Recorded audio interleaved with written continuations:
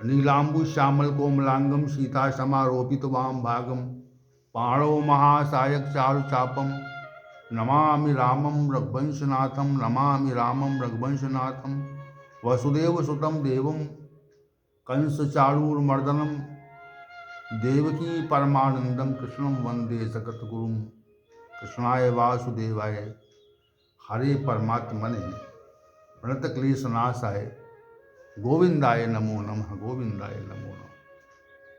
आज पुनः हम कर्मण्यवाधिकार पर विचार करेंगे। कल हमने मानसिक कर्म के संबंध में विचार किया था। मानसिक कर्म के पश्चात जो कर्म अधिक मात्रा में होता है वो वाचा कर्म ही होता है। हम वाणी से जो भी बोलते हैं वो सबका सब वाचा कर्म कहा जाता है। हमारी ज्ञानेंद्रियां जिस विषय को ग्रहण करती हैं उस विषय को मन के आश्रय से तथा बुद्धि के सहयोग से वाणी द्वारा प्रकट करती है। ज्ञानेंद्रियों का जो भाव है वो मन बुद्धि के सहयोग से वाणी द्वारा प्रस्तुत किया जाता है। जैसे हमारी आंख ने किसी सुंदर दृश्य को देखा तो मन उस सुंदर दृश्य को अपनी सज्ञानता में लेता है।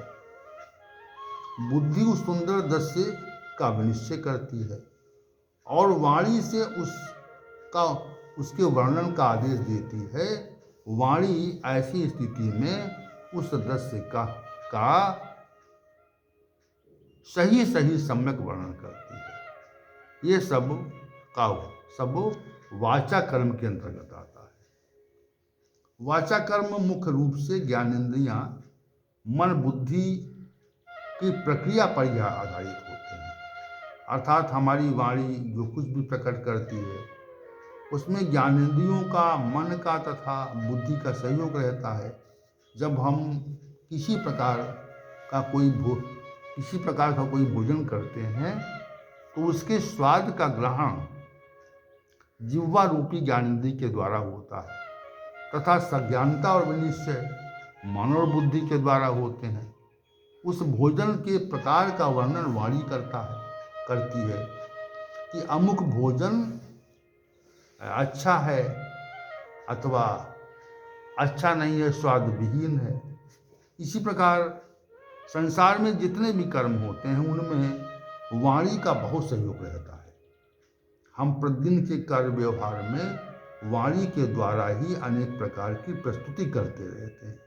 यदि वाणी न होती तो हम प्रतिदिन का कार्य व्यवहार भी नहीं करते, न होता। अर्थात हमारा जो समग्र कार्य व्यवहार है वो वाणी पर ही आधारित है। दूसरा व्यक्ति भी हमारी भावना को ग्रहण करके अपनी भावना को वाणी के द्वारा ही प्रकट करता है। इसी प्रकार प्रत्येक कार्य में वाणी का महत्वपूर्ण योगदान है। जब वाणी किसी कारण मूक हो जाती है तब मनुष्य अपनी भावना का प्रकटीकरण भी नहीं कर पाता। इसलिए वाणी के महत्व को और उसके कार्य को हमें स्वीकार करना पड़ता है।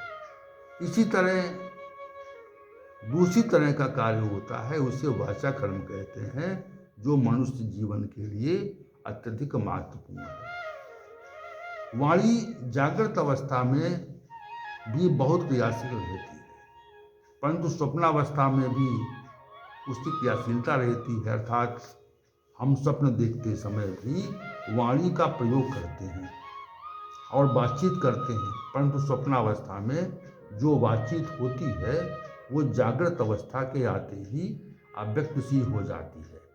अर्थात हम स्वप्नावस्था में जो भी बातचीत करते हैं वह जागृत अवस्था में अधिकांश लुप्त रहती है और हमें मूल विषयों का भी सही संज्ञान रहता है। इसलिए स्वप्नावस्था में वाचा रूपी कर्म का उतना महत्व नहीं रहता जितना जागृत अवस्था में रहता है। स्वप्नावस्था के वाचा कर्म का कोई परिणाम भी नहीं होता। अर्थात यदि हम स्वप्नावस्था में किसी को भी अपशब्द कह दें तो उसका कोई दुष्परिणाम हमारे जीवन में प्रकट नहीं हो सकता। यदि हम जागृत अवस्था में किसी को अपशब्द कहें तो उसका पाप हमें नहीं लगता। यही जागृत अवस्था और स्वप्नावस्था के वाचा कर्म का विशेष अंतर है जो हमें समझना चाहिए। अब कर्मणा कर्म के संबंध में विचार करें तो मुख्यतः शरीर और ज्ञानेंद्रियों के द्वारा जो भी सांसारिक कर्मेंद्रियों के द्वारा जो भी सांसारिक कर्म होता है उसे कर्मणा कर्म की संज्ञा दी जाती है।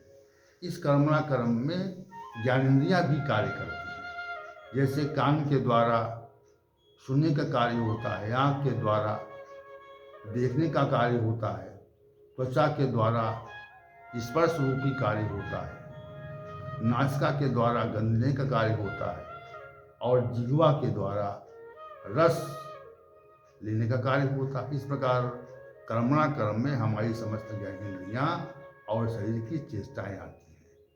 हमारी इंद्रियां भी प्रकट रहती हैं, हमारा शरीर भी प्रकट रहता है। इस प्रकट रूप में जो भी कर्म होता है वो सबका सब कर्मणा कर्म है। हमारा शरीर, हमारी इंद्रियां मन तथा बुद्धि के सहयोग से कार्य करती हैं।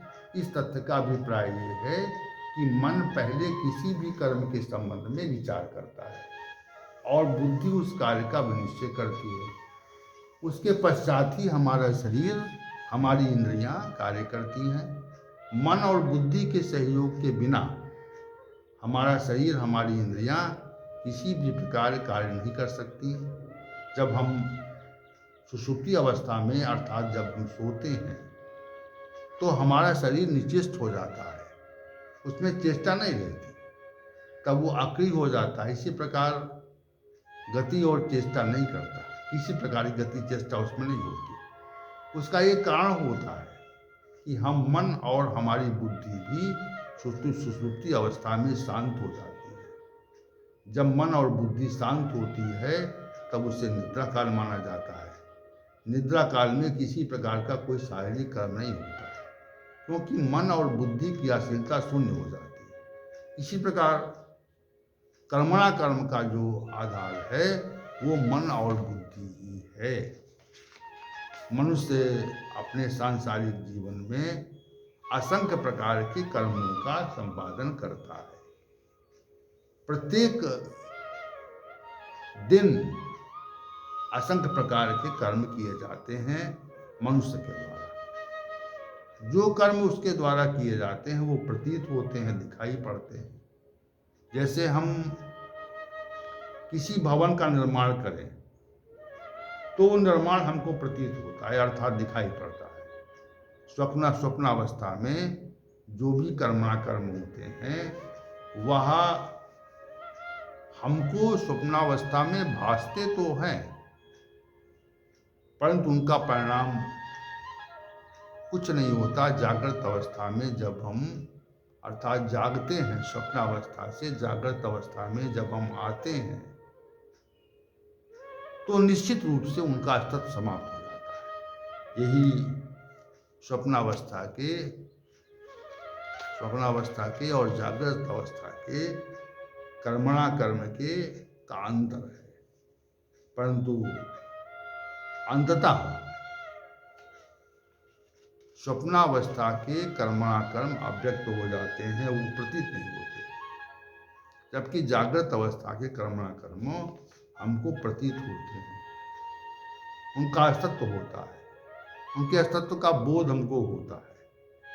तो स्वप्न की अवस्था में जो भी कर्मणा कर्म होते हैं उनका परिणाम नहीं होता और जागृत अवस्था में जो कर्मणा कर्म होते हैं उनका परिणाम हमें भुगतना पड़ता है।